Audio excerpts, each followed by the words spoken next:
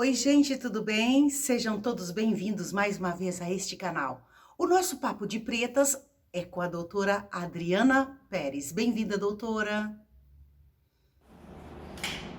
Olá, eu sou a Adriana Pérez, sou neuropsicóloga aqui na cidade de Sinop, no Mato Grosso. E me sinto muito feliz por estar aqui neste canal, Palavra em Movimento. A professora Helenice me fez esse convite e fico imensamente feliz de estar aqui e poder conversar um pouco sobre os déficits, os transtornos, as deficiências nesse momento do Covid. Eu trabalho com a clínica infantil, clínica de reabilitação neurológica infantil, então minha clientela é dos pequenininhos aos 16 anos no máximo. Mas antes de falar do momento de agora, eu gostaria de me apresentar para vocês. Eu sou psicóloga, mas a minha primeira formação é em pedagogia. E antes da pedagogia, alguns anos atrás, tinha uns 17 anos, eu trabalhei num lugar que na minha cidade chamava Centro Social. Eu tinha 17 anos, 18 anos. Neste centro social, as crianças iam no período inverso à escola. Era um lugar onde se tinha atividades para as crianças, para os adolescentes. Era um projeto, do governo. E tinha para os idosos também. E eu fiquei com estagiária, sem formação, fiquei no apoio, à sala das crianças. Nessa sala de crianças, haviam crianças em situação de risco, que hoje são consideradas as crianças que estão nas ruas, E naquela época, situação de risco era pobreza.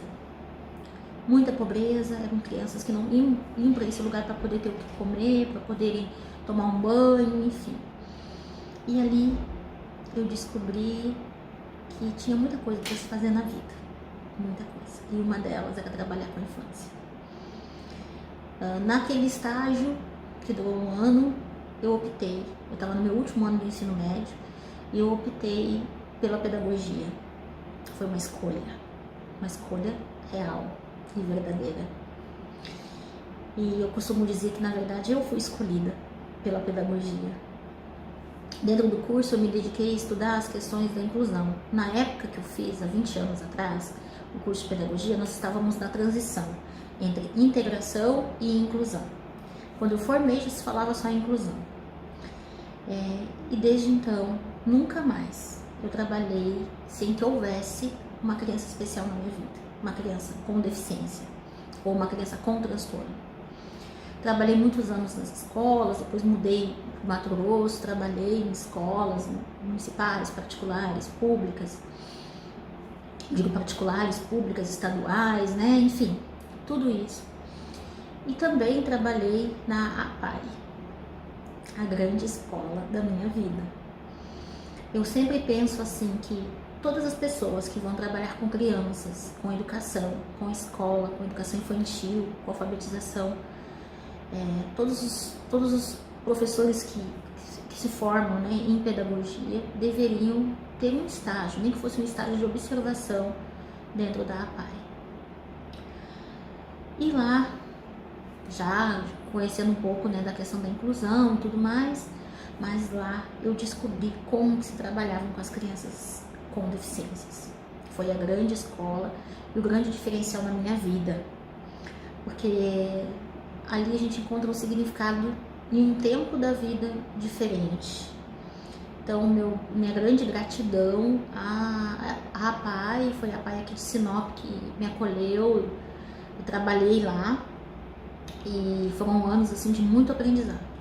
E até hoje, quando penso em algo que possa fazer diferença na vida das crianças, provavelmente algo que eu vivenciei lá, que eu aprendi lá, que eu comecei a construir lá. Então, foi o meu grande norte. Após isso, após minha passada na APAE, eu já começando a pensar um pouco sobre o desenvolvimento infantil, porque as crianças não aprendiam, ou aprendiam em um tempo diferente, ou aprendiam com potenciais diferentes. Eu fui me encontrar na psicologia, resolvi fazer psicologia, e a partir disso eu me identifiquei com a neuropsicologia. E aqui estou já há alguns anos, trabalhando com uma área da neuropsicologia, uma areazinha que é a avaliação. eu faço o exame neuropsicológico, no qual nós levantamos as hipóteses diagnósticas e ou recebemos esse pedido pelos médicos ou encaminhamos para os médicos a partir da hipótese. Um processo demorado, demora em torno de 2 meses para cada criança, os pais têm que se envolverem.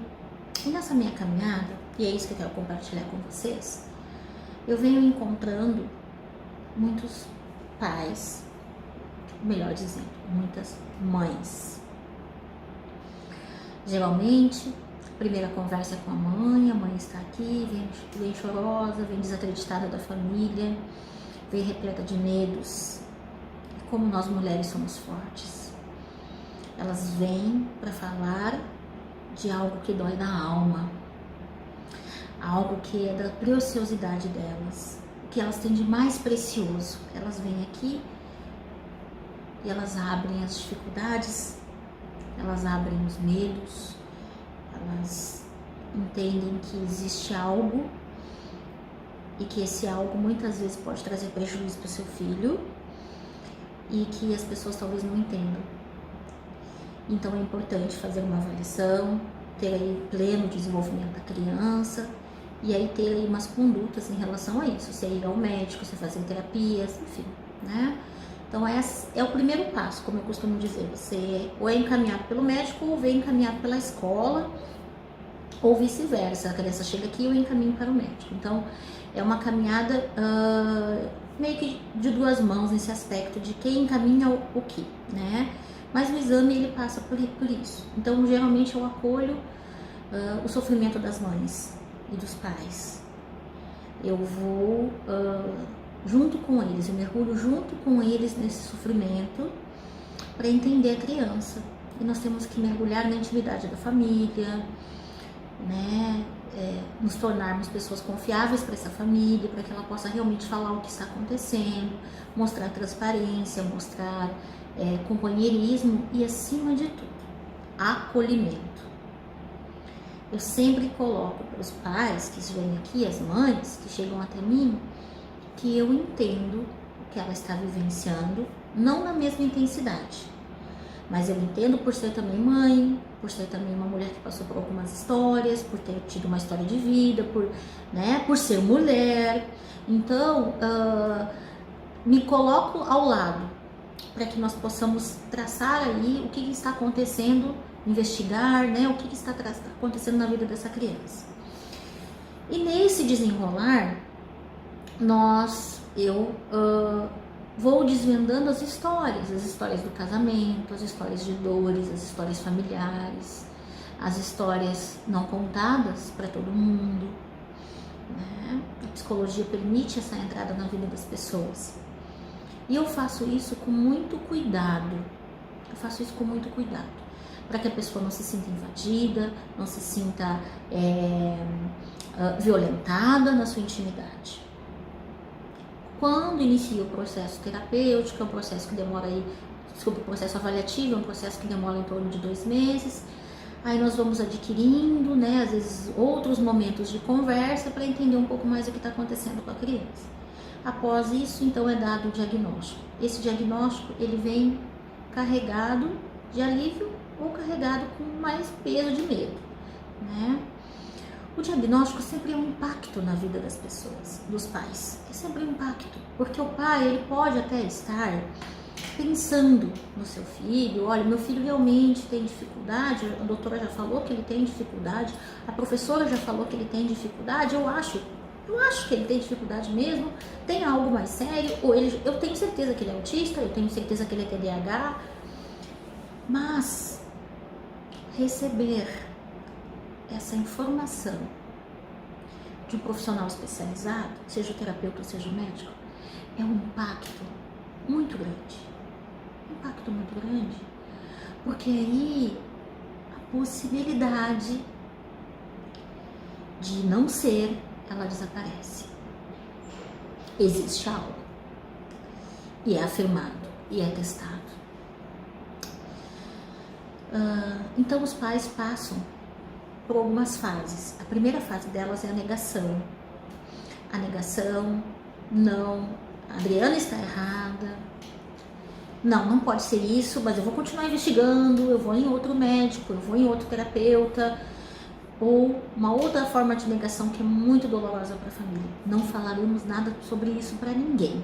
Não vou contar isso para ninguém na minha família. Então a avó não vai saber, muito menos a escola. Não vamos. Depois dessa etapa da negação, começa a se vir um movimento da culpa. Então, de quem que é a culpa? Foi porque eu trabalhei demais na gestação? Foi porque eu não amamentei o suficiente? Foi porque eu não tomei o ácido fólico? Foi porque isso, foi porque aquilo. É a nossa genética. Quem na família que tem parentes como o nosso filho? Ah, é o seu lado? É o meu lado? E aí um começa a culpar. Geralmente é um momento que o casal desequilibra muito e chegam até a separar nesse aspecto. Então é a sua família que tem, não é a minha. E aí se começa a culpar também a Deus, pelo meu filho ser assim. Então o filho que foi desejado, planejado, querido, que tinha muitos planos, começa a ser desconstruído, mas ainda não aceito. Ele não está sendo aceito como o filho real. Ainda é o filho desejado que está ali presente. E aí começa a se culpar também a Deus, ao médico, ao pediatra que não viu antes. E aí nós vamos, né? A culpar, a culpa. Quando os pais passam, né, por isso e conseguem não, a culpa não é de ninguém. Existem algumas patologias que sim, existe uma contribuição genética, outra é uma contribuição comportamental e outras são falhas, né, e transtornos comportamentais e genéticos e tudo isso. Então depende muito, às vezes é uma alteração realmente na hora do parto, às vezes é alguma coisa que tá, algum tipo de medicação que a mãe tomou. A gente também recebe crianças que são, né, filhos de pessoas que usaram alguma droga, enfim. Então existem vários universos dentro disso, mas se passa-se por isso da culpa, e aí começa a acontecer um processo que é o de entender esse filho, o que eu devo fazer. Aí então a família começa a buscar ajuda terapêutica, aí vai no retorno do médico, segue as orientações médicas, começa a vestir a camiseta, olha, eu vou ver quem que é essa minha criança, como que ela aprende, o que ela tem direito, mas ainda não é aceitação. Eu tento adequar o meu filho ao que eu estou imaginando que ele ainda pode ser. Após esse momento de adequação, eu costumo chamar pensamento mágico. Os pais vão se informar. Geralmente eles vão se informar, né, nesse momento de adequação, aonde? Na internet. E na internet é vendido muita coisa, fórmulas mágicas, terapias mágicas, né, procedimentos rápidos, às vezes muito invasivos com a criança, teorias que não são ainda comprovadas cientificamente, ou seja, para fugir do que é convencional e moroso, demorado, porque todas as terapias são a conta gota, todos os tratamentos medicamentosos têm uma variação. Por quê? Porque às vezes aquela dosagem não é apropriada, tem que mudar de remédio, às vezes não faz efeito, às vezes faz efeito demais. Então, tem muita coisa que envolve um tratamento de uma criança com um déficit ou uma deficiência, né? Então, o que acontece? Aí os pais entram nesse mundo dos pensamentos mágicos. Então, eu vou encontrar algo rápido para que aquele meu filho desejado, planejado, volte a ser o que era. E aí eles se frustram cada vez mais, porque eles descobrem que não existe essa rapidez. E aí eles começam a descobrir que existe, que eles perderam tempo, que existe um tempo para algumas terapias, um período, principalmente quando se trata de crianças muito pequenas, que é o melhor período para estimulação, para habilitação. Então eles começam a fazer aquele círculo, né, de culpa, medo, tudo de novo. Quando eles começam a entender o que essa criança realmente precisa, olha, meu filho precisa disso, meu filho precisa disso, eles vão lutar judicialmente, eles vão buscar nas redes públicas, eles vão buscar informação adequada, eles vão fazer todo o esforço para que a criança tenha o melhor tratamento. E assim, eu sei que até há pouco tempo nós discutimos sobre isso, nem todas as crianças vão ter todos os tratamentos adequados, porque às vezes, dependendo do município que você se encontra, não tem a rede de apoio necessária para tratar uma criança. Inclusive, No nosso município também não tem assim adequadamente uma equipe fechada, formada, porque isso é uma construção política, é algo que nós pais, profissionais e pais, temos que estar sempre questionando, buscando e lutando. Então, eu estou dando um modelo para vocês do que em geral acontece. Da família mais abastada à mais carente, é esse o movimento de aceitação dessa criança, para que ela comece a ser vista como ela é. E aí o que acontece? Quando essa família começa a tentar se organizar, olha, eu consigo levar uma vez na semana em uma terapia, eu consigo me informar a respeito disso, eu consigo ver, vou me informar na minha família também, outras se eu tive parentes que tiveram esses mesmos procedimentos, enfim, buscar ajuda. Quando começa esse movimento de buscar ajuda na fonte mais adequada e que a gente sai desse mundo de pensamentos mágicos e de culpa e medo e de tentar apontar o dedo para alguém, aí a gente começa a aceitar o nosso filho. Então essa família começa a aceitar essa criança com as suas limitações e também com a sua potencialidade. E aí ela começa a vestir a camiseta dessa criança. Ela começa a dizer, olha, meu filho pode, meu filho vai conseguir, ele vai evoluir, ele vai seguir. E eu sempre coloco assim para os pais, que eu preciso que a família esteja estruturada para que a criança evolua, para que a criança fique bem na terapia. Não adianta nada acreditar que só a terapia, sem uma estrutura familiar, vai causar bons impactos na vida dessa criança. Não, nós temos que ter as duas coisas andando juntas, a família tem que ser preparada, adequada, essa família precisa estar de comum acordo, né? Se a mãe, às vezes, o que acontece com as mães, né? Elas ficam muito angustiadas, ficam chorosas, então eu sempre chamo para terapia, vamos conversar, vamos ver o que está acontecendo. E aí a gente regula isso e aí continua o tratamento com a criança. Nas minhas recomendações, já na avaliação, eu recomendo um atendimento para a família também, que é o atendimento sistêmico, né? Porque isso é importante a família também se encontrar nesse processo. É feito o diagnóstico, né? E é feito as terapias, que esse é o processo. E aí quando essa criança é aceita, que a mãe aceita esses processos, aí nós vamos entrar numa palavra que é resiliência, que é a nossa capacidade de nos reconstruirmos após uma grande batalha, após um grande dano emocional, uma grande perda. É resiliência. É quando eu olho para a minha história e digo, o que eu faço com tudo isso que eu aprendi? O que eu me tornei com tudo isso que eu aprendi? Que mãe que eu sou com tudo isso que eu aprendi? E aí sim, a gente pode dizer que essa criança foi aceita. Quando a mãe e o pai conseguem olhar para si, ver quem eles são, o que eles estão fazendo, o lugar dessa criança na família, eles conseguem. Nesse tempo de Covid, nesse momento de Covid, a Organização Mundial de Saúde coloca algumas patologias, alguns déficits, sim, dentro dos grupos de risco. Então, nós aqui na clínica, nós estamos sim trabalhando, trazendo aqui os casos que mais necessitam ser atendidos. Algumas mães estão solicitando atendimento domiciliar, de algumas outras terapias. Algumas mães fazem um atendimento remoto, que é o atendimento via online, recebem as orientações, enfim. São feitas algumas estratégias, mas sempre é importante pensar que estar em casa tem que existir uma qualidade do tempo em relação ao estar com a sua criança. Vamos fazer terapia em casa? Não.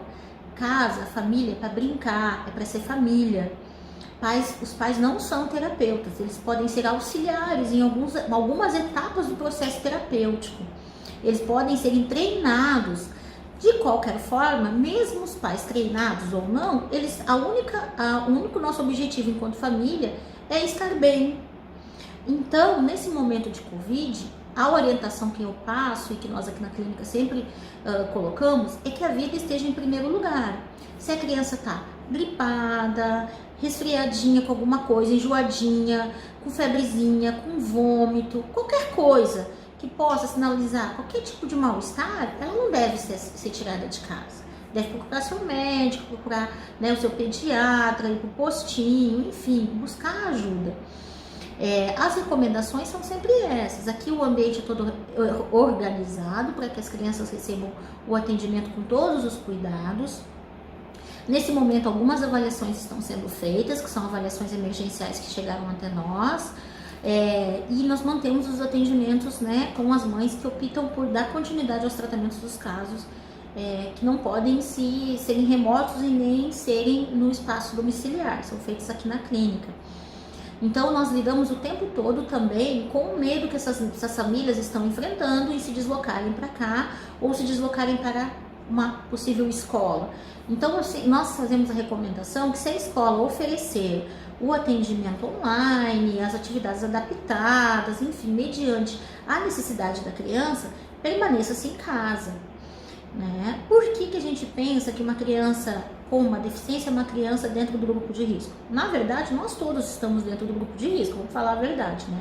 Mas por que a gente pensa que uma criança...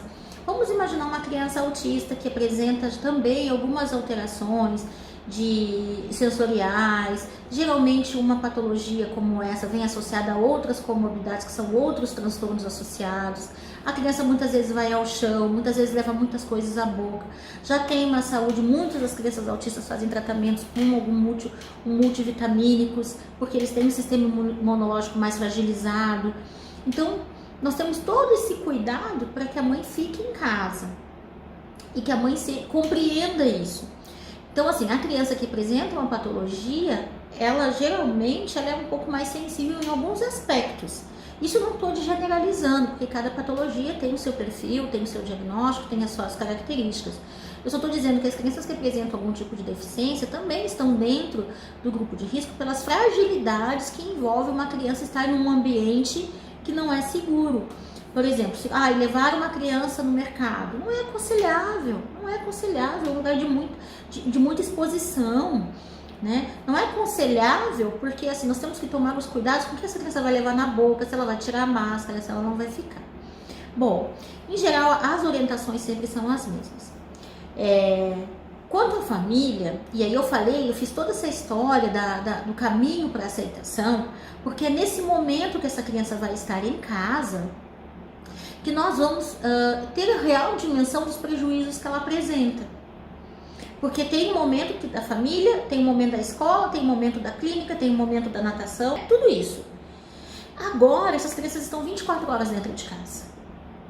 E eu vejo muitas mães perguntando: Adriana, eu já brinquei disso da cozinha, tudo que vocês possam imaginar já fizemos, no quintal já fizemos, e agora? E a gente vai dando alternativas para as mães fazerem a variação com o mesmo brinquedo, a variação com a mesma atividade, a variação com o mesmo espaço que elas têm de cuidado. Quando se tratam de crianças que apresentam uma baixa mobilidade, né? Ou seja, aquelas que não caminham, que têm uma baixa mobilidade, não conseguem caminhar sozinhas. É importante que elas sejam, elas circulem pela casa, elas sejam levadas pela casa, pelo jardim, pelo quintal. Às vezes fazer movimentos de dar uma volta, com toda a segurança no quintal da casa e tudo mais. Sair, ver o sol, sentir o sol e vivenciar, ter lá, tomar o seu banho de mangueira, porque nós aqui é verão o ano todo, então tomar o banho de mangueira, tomar o banho de tanque, tomar o banho, sabe? A variação das atividades, né? E a criança também que apresenta um transtorno, que é muito comum hoje o TDAH, que é o transtorno de déficit de atenção e hiperatividade. Essa criança precisa ter rotina. Aliás, todas elas precisam ter rotinas, ter um espaço para sentar e fazer as atividades pedagógicas, ter uma mesinha, tudo isso. Se a família não está lá naquela etapa de resiliência, de organização, ela não consegue fazer isso. Então, ter um espaço em casa de brincar, um espaço para sentar no chão, um espaço para se sujar, para se disponibilizar esse movimento. E quando ela for fazer suas atividades, ter um espaço iluminado, sentado, organizado, não na sala, com a televisão ligada e tudo mais. Então são coisas que vocês vão dizer: Adriana, mas precisa falar isso? Precisa. Nós sabemos que tudo isso são orientações que a gente precisa falar sempre, porque os pais precisam ouvir de um profissional que precisa ter uma mesa assim estruturada para a criança sentar e fazer sua tarefa, que precisa ter horário para levantar e para deitar, precisa ter horário para comer, precisa ter limite para muitas coisas. Crianças com transtorno de déficit de atenção precisam de rotina, por quê? Senão eles vão querer estar sempre sendo, se autoestimulando no sentido de movimento, de agitação, enfim. Então eles precisam ter uma organização, um tempo para realizar as coisas. Crianças autistas a mesma coisa, rotina, horário, tudo certinho. Crianças que apresentam deficiências intelectuais, é o momento de estimulá-las cada vez mais. buscar cada vez mais recursos sensoriais, proprioceptivos, que a gente chama, que é de caminhar, de andar, brincadeiras de antigamente, amarelinha, tudo isso que a criança tenha condições de fazer, né? E que seja um momento de muito amor, muito amor. E aí, com essa movimentação desse Covid que nós estamos vivendo, muitos pais e muitas mães chegam aqui e conseguem me dizer as características e como funciona o seu filho real. O filho ideal, que foi gerado lá dentro com todo amor e carinho, ele é guardado, e aí os pais transformam todas essas expectativas que eles tinham no amor, na paciência e na própria resiliência necessária para lidar com uma criança especial, uma criança com uma deficiência, uma criança com um transtorno, né? Eu até usei essa palavra gratidão, porque no final desse processo, quando os pais começam a entender o que acontece e eu, como terapeuta, consigo ajudá-los nesse processo. Eu digo ajudá-los porque é um processo que todos nós precisamos de ajuda. Ninguém passa por isso sozinho, né? A gente precisa ajudar. Então nós, como terapeutas, nós fazemos esse processo de auxílio nesse processo de intervenção, ajudando, encaminhando, orientando essa família. E eu sempre penso nessa palavra gratidão, porque eu também aprendo com essas famílias. Eu, Adriana, mulher, mãe, que tem uma história de vida, aprendo com essas crianças mais do que vocês podem imaginar. E eu sempre digo no final das minhas sessões, no final da avaliação, muito obrigado por ter permitido que eu trabalhasse com a sua criança, porque eu aprendi muito com ela. Porque a vida é assim. Todas as crianças têm possibilidade de serem desenvolvidas. Todas as crianças têm possibilidade de aprender. Não existe um ser nesse planeta que não possa ser desenvolvido. E eu acredito nisso, que a esperança, o lema da nossa clínica aqui é a esperança que nos move, e é a esperança que os tratamentos vão dar certo, a esperança que o seu filho vai se desenvolver, a esperança que tudo que você fizer foi feito na hora certa e sem culpa. Então eu sou muito grata pela oportunidade de trabalhar com essas famílias e com essa criança, de percorrer uma parte, né, da caminhada junto com eles. Agradeço a oportunidade de falar um pouco sobre o meu trabalho e espero ter contribuído com todos vocês. Obrigada, doutora Adriana. E a gente volta na próxima semana. Até mais!